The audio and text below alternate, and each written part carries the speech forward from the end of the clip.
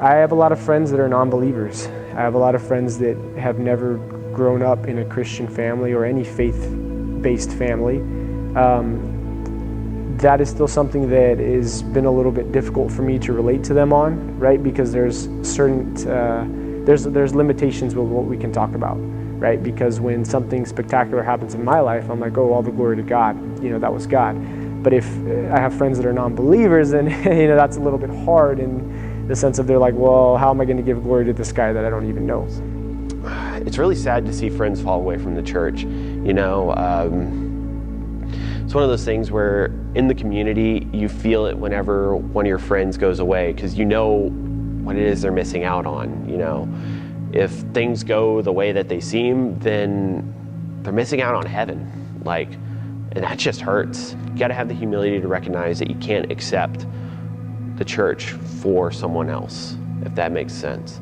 At the end of the day, they're the ones that are responsible for getting themselves into heaven. You can certainly pray for their conversion, and you're encouraged to do so, but the path to heaven is not for people looking for the easy way.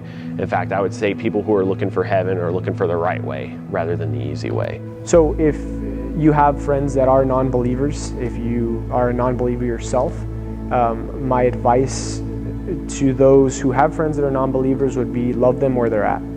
Love them where they're at, help them with whatever they're going through.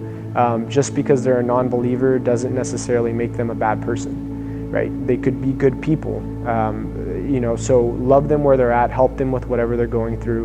And when you get opportunities to share who Christ is in your life, then definitely take that opportunity. If you are a non-believer and you are searching for something, find somebody to talk to.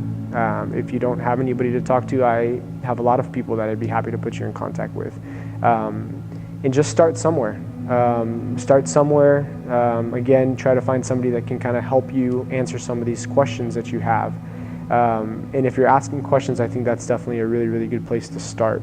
So be bold, persevere, be diligent, pray for those who are lost. Pray that they find their way, because it isn't so much how they start or where they are in the middle, it's how they end. If they can finish strong, then maybe you'll see them up in heaven.